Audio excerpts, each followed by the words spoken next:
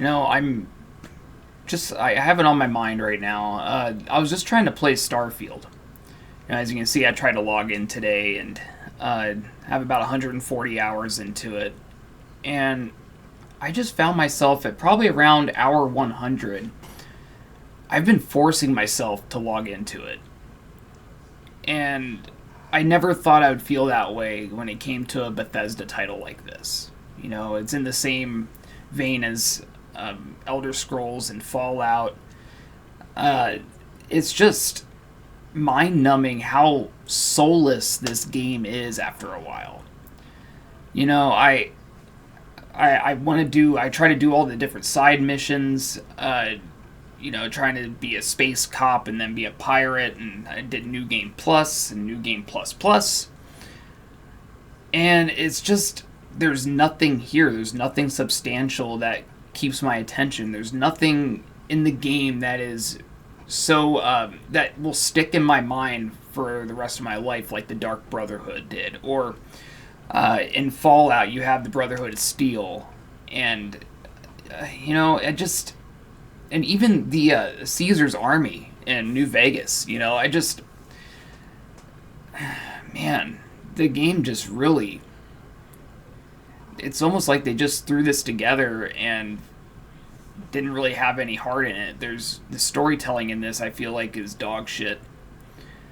I'm sure many people will probably disagree with me on that. I know there's a lot of Bethesda acolytes. I thought I was an acolyte for Bethesda, and I never thought I would ever make a video quite like this regarding to a Bethesda title.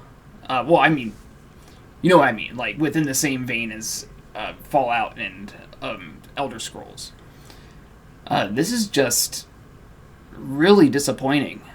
I'm hoping the game will get better later on, but I'm finding myself really having a difficult time to log in. I've been playing a lot of Cyberpunk, though, and Cyberpunk, that had a real big turnaround from what it was to what it is now. As you can see, I've put in roughly about the same amount of hours, a little bit less into Cyberpunk, about 5 hours less. It's just a overall better game. There's heart in there. There's soul in there. There's memorable things that you can do in Cyberpunk. The main story is fun. The Starfield just feels like that it's...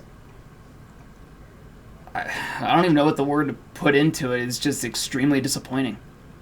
I have a lot of concerns for Elder Scrolls 6.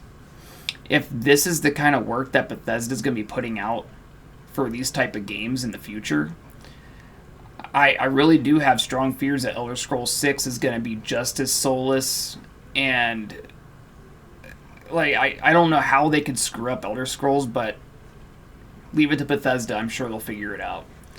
So anyways, I just wanted to throw out a quick little rant here.